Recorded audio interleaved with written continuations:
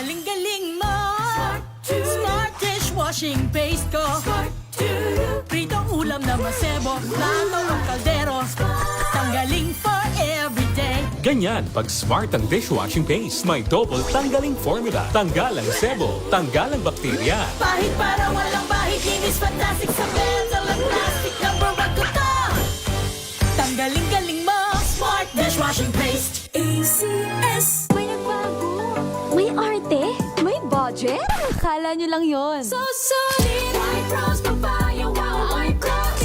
White rose papaya, wow, white rose. White rose papaya. May glow up with white rose papaya. White rose papaya. May puti power times 2 kasi may papaya at niacinamide. May shea butter and tea tree oil pa. Kutis sulit ang glow up. Glow up with a white rose papaya. White rose papaya. Kutis sulit ang glow up. ACS. Wow, ang saya. Isang barangay na labada, puro mancha pa. Goodbye, pahinga. Mommy, isang laba lang yan sa Pride Bar Blue. May powerful stain-away enzymes na malupit sa dunit mancha. At di masakit sa kamay. Isang laba lang yan. Hello, pahinga. Hello, Pride Bar Blue. ACS. Jiggy Manikad po. Bilang isang broadcaster, mahalaga sa akin ang tamang impormasyon. Sa lahat ng bagay, kahit sa food supplement, mapanuri ako. Kaya dito ako sa subok ng MX3 capsule. Ito'y may alpha, beta at gamma mangosteen. Para sa akin, sigurado ako sa MX3 capsule. Dito ako believe. Mahalagang paalala, ang MX3 capsule ay hindi gamot at hindi dapat gamiting panggamot sa anumang uri ng sakit. Hello, Washi! Laundry day na naman! Yay! Anong meron? Mancha ng chocolate, Oh. putik, may libag pa! Kaya natin yan! With Pride Washing Machine Detergent, may triple stain-away formula. Tanggal ang makapit, madikit, at malupit na dunit mancha. Kaya easy-easy ang labada. Mula noon hanggang ngayon! All you need is pride! All you need is pride! ACS.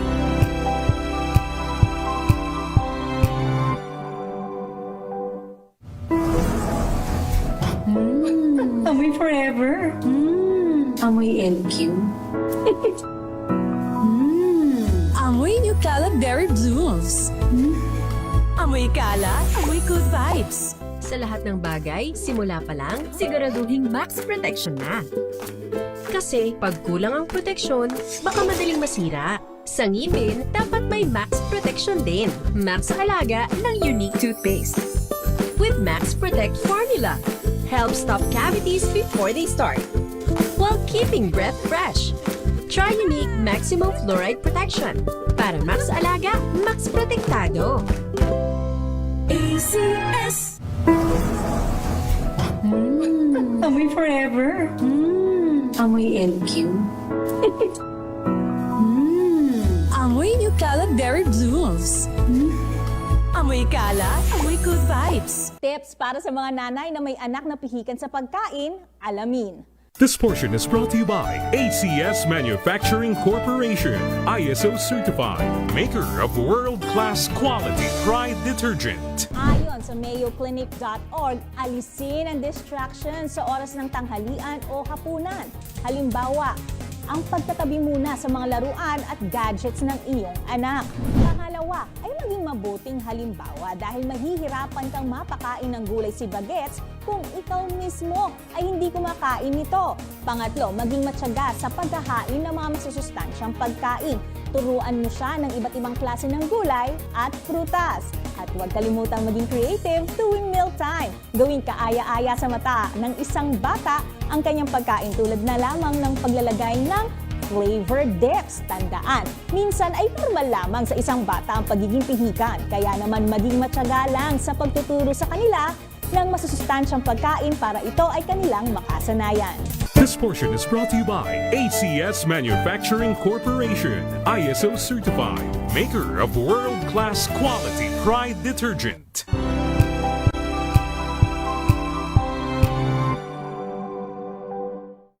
maagang balitaan, maagang usapan sa mga issue at balita. Kasama si Kuya Angelo Palmones sa Magandang Umaga Pilipinas. Mula Lunes hanggang Biyernes.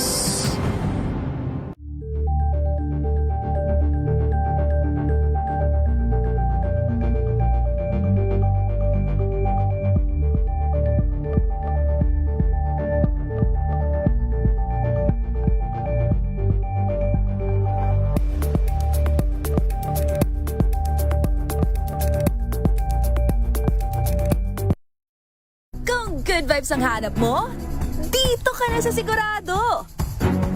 Mula sa mga istoryang nagbibigay ng inspirasyon hanggang sa mga kwentong may dalang solusyon. Mga balitang pampagaan, pakiramdam at pampaganda ng araw. Hindi lang ba sa good news, kundi the better news. Mula Lunes hanggang Biyernes, 1:00 ng tanghali sa DZRH TV.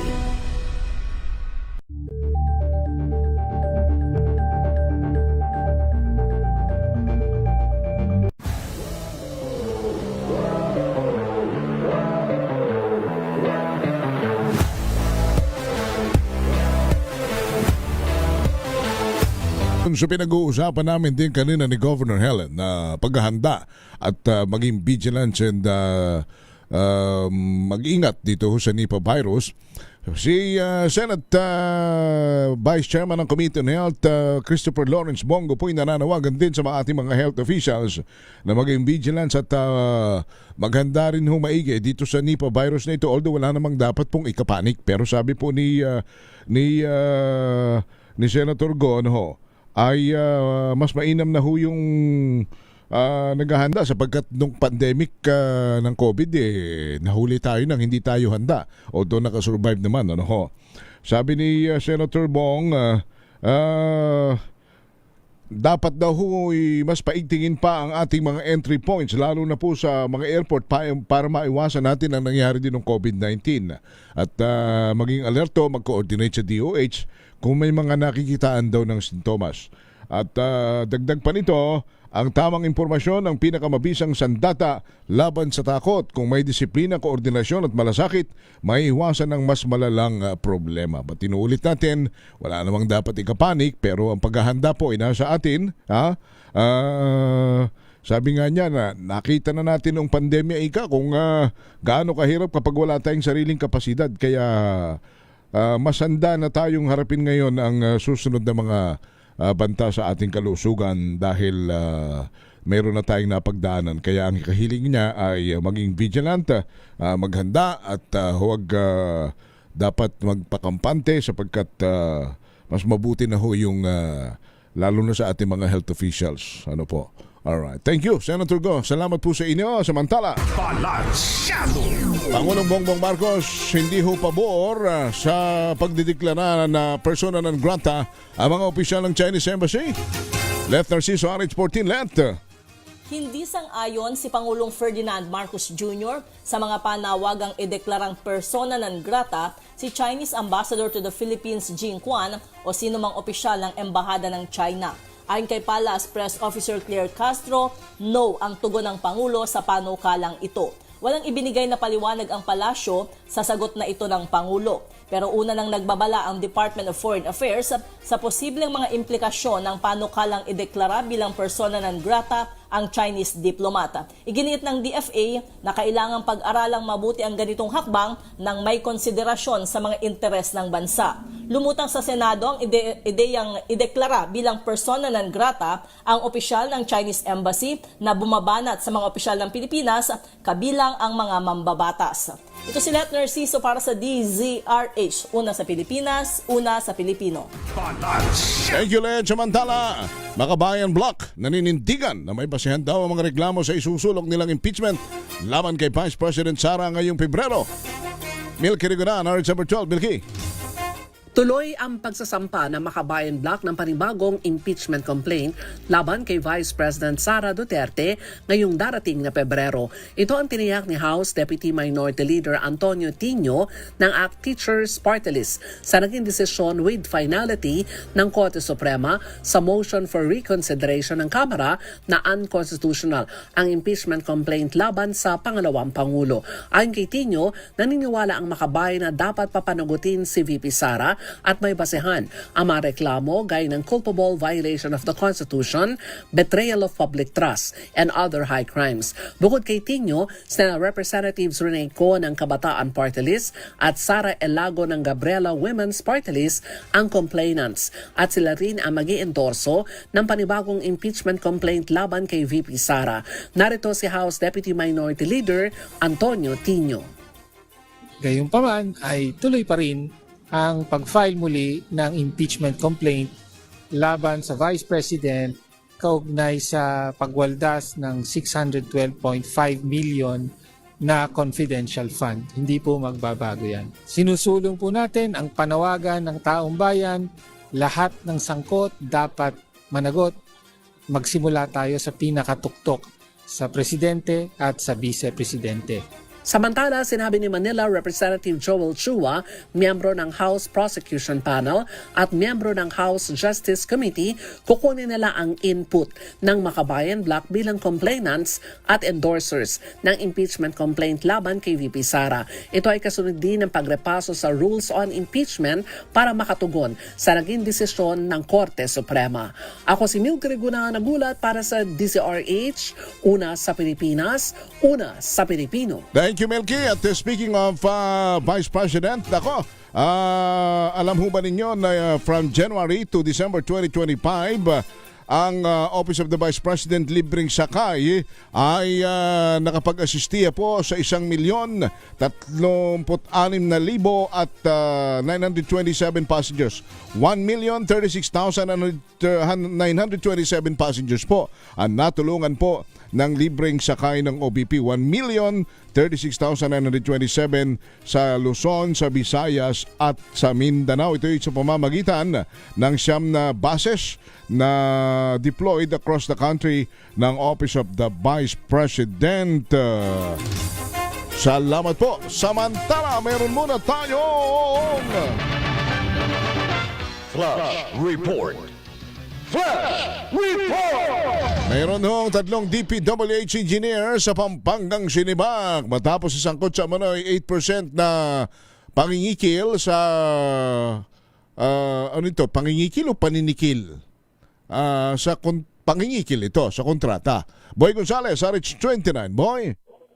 Henry, sinibak ni Public Works Highways Secretary Vince Tison ang 3 engineer ng Pampanga 2nd District Engineering Office kaugnay ng aligasyon ng pangingikil umano ng hanggang 8% sa bawat kontrata ng distrito. Ayon sa kilihim, may tweet na ipinatupad ng ahensya ang One Strike Policy kung saan agad na iniaalis sa pwesto ang sinumang opisyal na masasangkot sa katiwalian. Pinangalanan, division ng mga narilib na sina Maintenance Section Chief Ronilo Magtoto at Construction Section Engineer Arnold Domingo at Jefferson Ginto. Isa sa ilalim sila sa investigasyon at sasampahan ng kaukulang kaso sakaling mapatunayan may basehan ang mga aligasyon. Ito si Boy Gonzales para sa una sa Pilipinas, una sa Pilipino.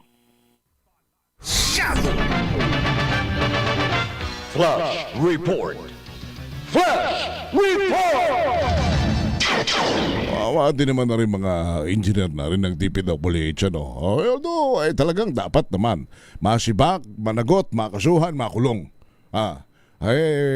Lalo na kung kayo kasi nagpagamit, kayo ay sumanib, nakipagkutsabahan, ay talagang kailangang maranasan ninyo yan. At matikman ninyo ang parusa ng batas. Kanya lang siyempre, hindi naman nyo gagawin yan kung wala kayong patron.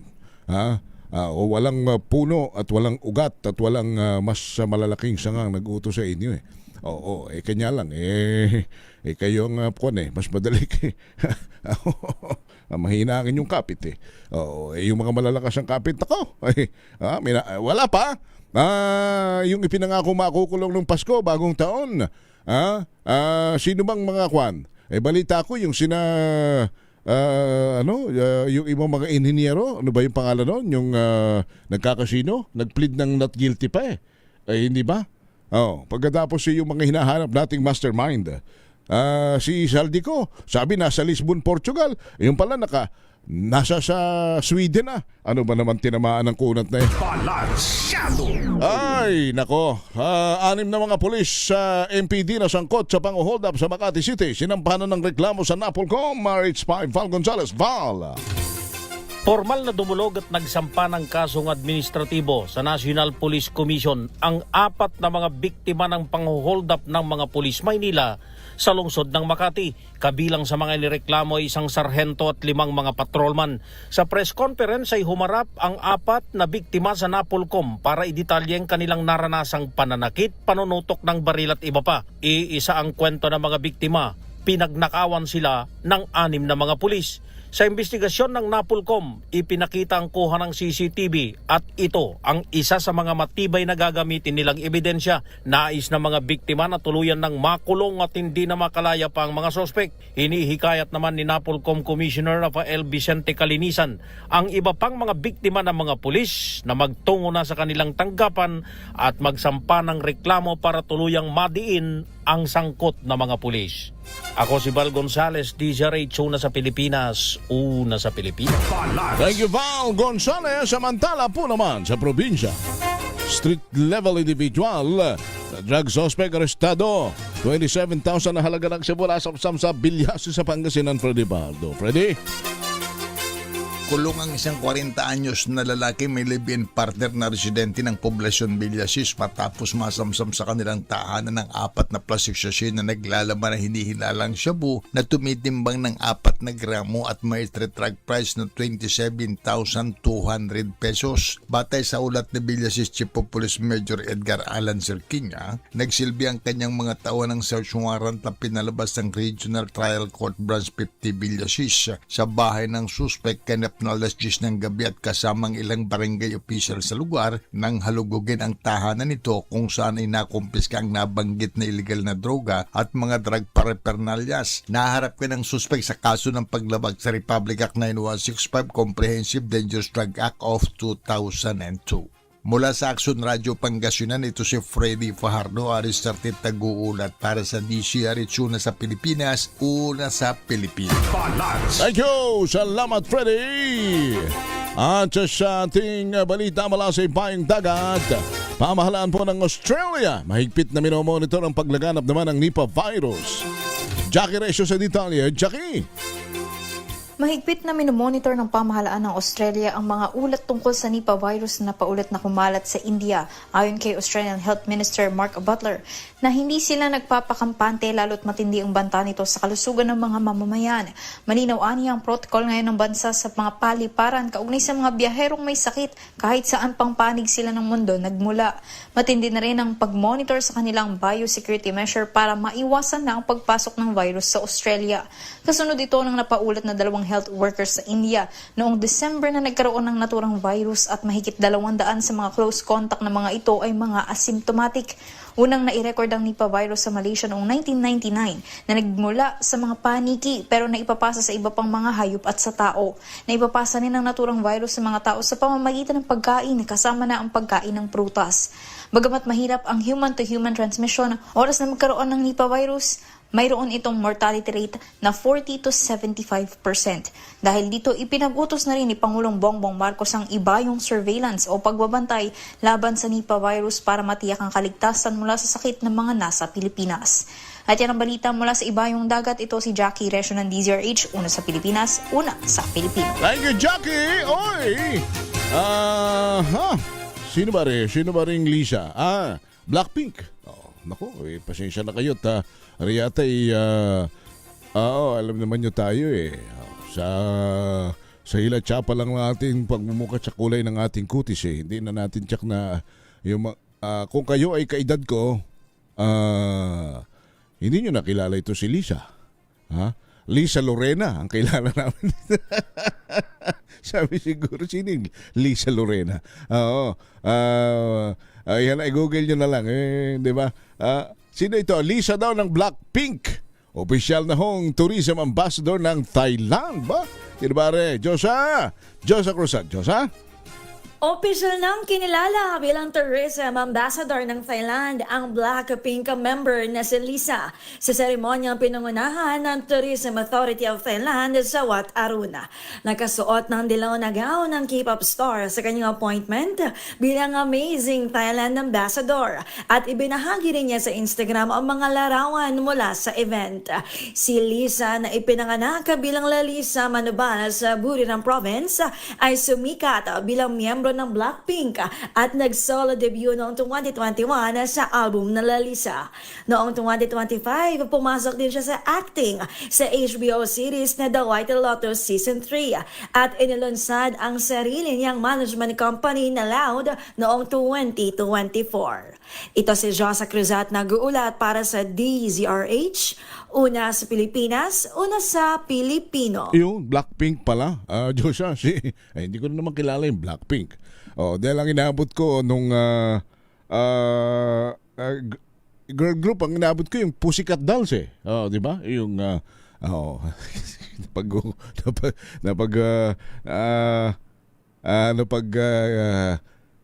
napaghahalata ang edad. Hindi naman, Pussycat Dolls naman, inaabot ko pa yon. At saka ano pa ba yung ano pa ba yung mga girl band, girl group na yon? Basta, Spice Girls, oo naman, siyempre. Inaabot natin yan, pinapatugtog natin yan nung DJ pa tayo. Alright, sige, di kayo na ang bata. Sumain nyo na ang mga balitaan at talakayan dito po sa programang Balansyado. Sa ngalan po ng aking partner na si Karen Oyong at ng aking kasama kaninang si Josa Cruzat, lagi po naming paalala sa inyo kung gusto ninyong guminhawa ang buhay, gusto ninyong umunlad ang inyong kinabukasan, huwag ninyong kalilimutan. Una, manalig, manampalataya, humingi ng tulong sa may kapal.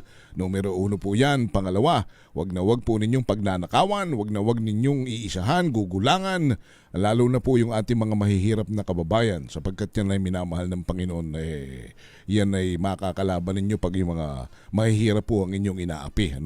Lalo na kung kayo'y magnanakaw ng pangsapin sa kanilang sikmura. Huwag niyong gagawin yan. Huwag niyong tutularin yung mga mandarambong at mga kurakot sa atin pong gobyerno. At tulungan lagi ang mga nangangailangan sa abot ng makakaya dahil help is wealth. Maraming salamat po. Ako si Henry Uri. Balansyado.